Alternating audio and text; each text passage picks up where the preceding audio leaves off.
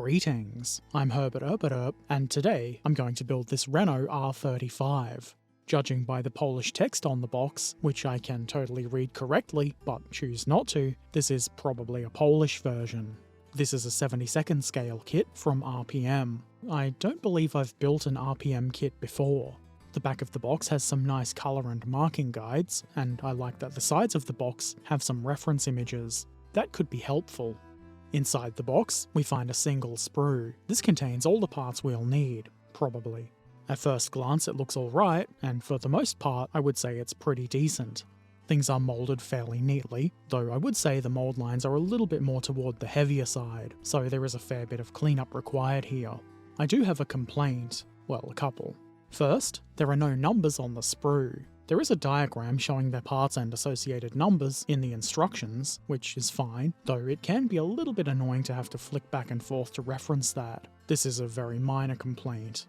The real problem I had was with the tracks. They mostly look fine. You can see though, there's, well, I'm not really sure what they are. Ejector pins, weird round bits around the tracks. These are on the outside facing side, where the detail is. They don't exist on the inside, where they would be hidden. Surely if this was totally necessary, it would have been better to put them on the inside face. It's clearly not the worst problem in the world, but it was quite annoying. As I said, this is my first RPM kit, so I don't know if this kind of thing is something to expect from them, or just a weird one-off. Everything else looks fairly good, other than some of the very small parts having a lot of flash on them. Here's the decal sheet. There's a good bunch of markings here. They're pretty neat, and I'm sure they'll function as they should.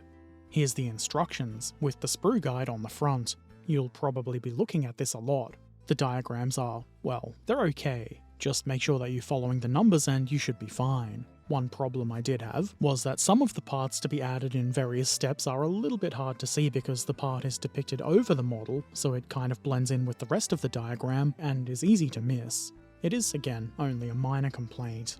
There's a fairly well-detailed marking guide that should take away a lot of the guesswork when it comes time for decals.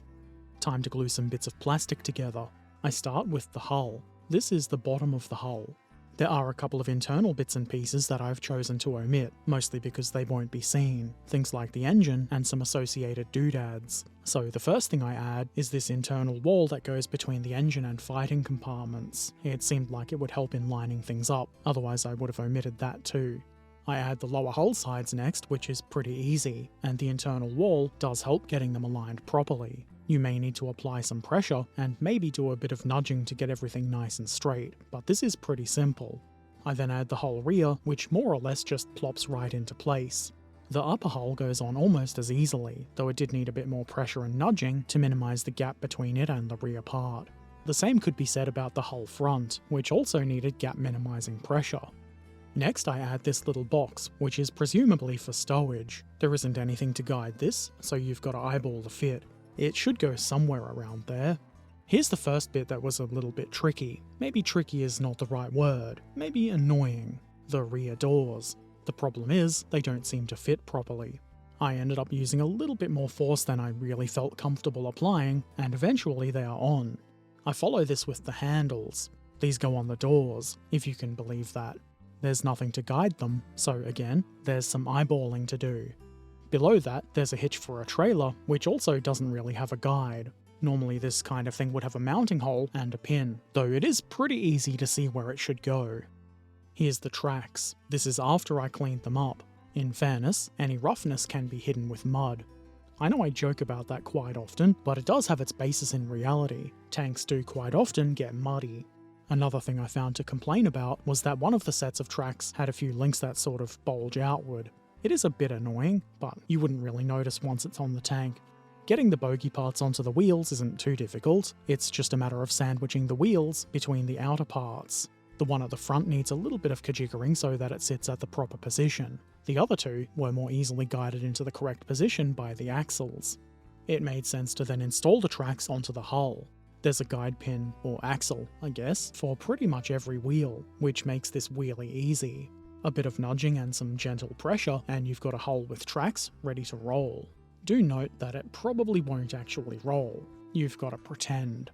This hole on the whole rear can now be filled with an exhaust pipe. This isn't keyed, so to make sure everything is lined up, it's a good idea to be quick in adding the second part. Then you can nudge it so the pipes connect to each other properly. Simple enough.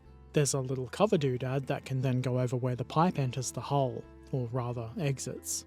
I follow this by adding a shackle to the left side of the hull, which I assume is a spare shackle, or maybe it's for lifting, I've no idea. You've got to eyeball the positioning of this, and it's probably a pretty good idea to nudge this around until it's sitting vertically with the shackle part itself hanging downward. There is another one of these for the right side of the hull, but this box has to be installed first. Like the box on the other side, you have to eyeball this fit. I follow that with the shackle, which, as you can see, sits on top of the box, or at least that's how I interpreted the instruction. Either way, this certainly would have got in the way of the box had I installed it first. Then, at the rear, I installed this duva, whatever it is. It has a couple of nubbins on the back, which I figured should be up against the hull. Now it's time for even more shackles, this time in the place you would expect to see the shackles. They're a bit small, and there isn't a lot of space here, so it was a little bit fiddly to get them into position without tweezers, but I was able to do so. These are a kind of rounded part, which can sometimes be a flight risk when using tweezers. Time for some front hatch fun times. Well, I'm not sure if this is actually a hatch. It could just be a platey thing. Whatever it is, it goes here very easily. The lower half of the driver's hatch goes on next. It's got little doodads on the lower end, which would help if you wanted to model it open. But if you do that, it's probably best that you include the internal bits, which I didn't, and I was never going to model it open anyway. The next thing I did was add the upper hatch part, which is also being modelled closed. It did need a bit of pressure, but nothing outrageous. I then add this shovel to the left hull side. This is how it's shown in the instructions, or at least how it looks like it's shown, and it does look weird positioned this way, but who am I to argue with the instructions? The box art doesn't even show a shovel, so I would say this is probably optional anyway. Next, I add a little vision cover for the driver's hatch. Initially I was a bit confused here. The part depicted in the instructions does look a bit different, but it ended up being fine. On the right side of the front plate, I add this rolled up rope. Or is it a cable?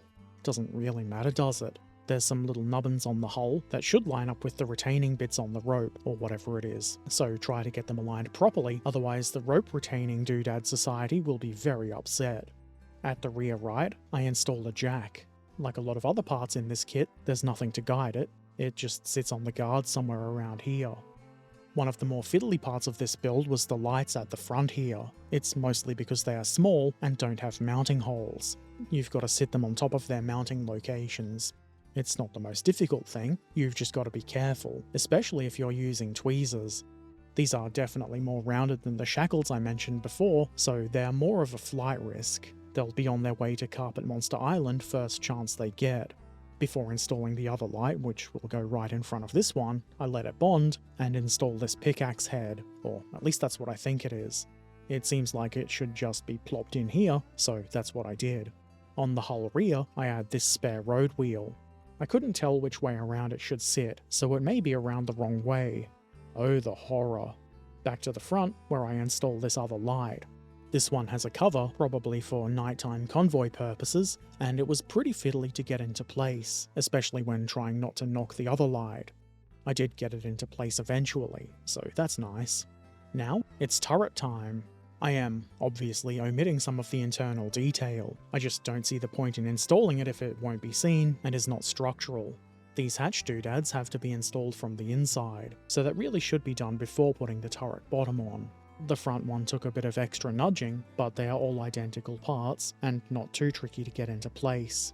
I then install the main gun. It's probably a good idea to make sure you've got this up the right way. The rear hatch goes into place next. This also needs to be done before the lower turret part is installed. If you included all of the internal bits, you could model this open so they could be seen. Obviously, I didn't, so I'm modeling it closed.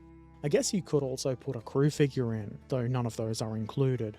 Then I finally put the turret bottom into place. What do you mean, finally? You've spent about 5 seconds on the turret. 5 long, exhausting seconds. Either way, putting the bottom on is quite easy. There does seem to be a bit of a gap that I couldn't quite eliminate with pressure. That should be easy enough to fill though. Also, don't be a fool like me and put your finger right on a spot of spilled glue. That's a bad idea. The fix for that is just to let it dry and then scrape it off with a knife. This is a cast turret, so if the surface is a little bit rough, it's probably fine. I then install this dome. This took a little bit of pressure to get into place, but ends up being fine. The only problem would be if you'd installed the little nubbins before doing this. There's a couple of little nubbins, I don't know what they are, believe it or not, but the instructions want them on this dome. They say to attach them before putting the dome on the turret. I would suggest doing it the other way around, to avoid breakage, though I didn't use them at all. They were absolutely tiny and covered in flash. I didn't really want the frustration, so I'm pretty sure I'm going to be sent to jail by the rivet counter police for omitting those. You could probably replace those doodads with a bit of brass wire or something. At this scale, I didn't think it was that important, so I didn't. I guess double jail for that? Worth it. One slightly larger nubbin goes here, above the main gun. This also had flash and was a bit annoying to clean up, and it might still look a bit rough, but it was nowhere near as annoying as the smaller doodads would have been. And with that, turret time is over because the turret is finished. There's no locking tab mechanism, and I know some of you are very disappointed by that. Even without the locking tab, the turret goes into place atop the hull nicely. And that's the 72nd scale Renault R35 in Polish service from RPM completed. You aren't even going to make the joke where you pronounce Renault wrong? Well, I could, but it's too late now, isn't it? Anyway, I'm fairly happy with how this has turned out. It does look pretty good, especially if, like me, you judge things from roughly arm's length.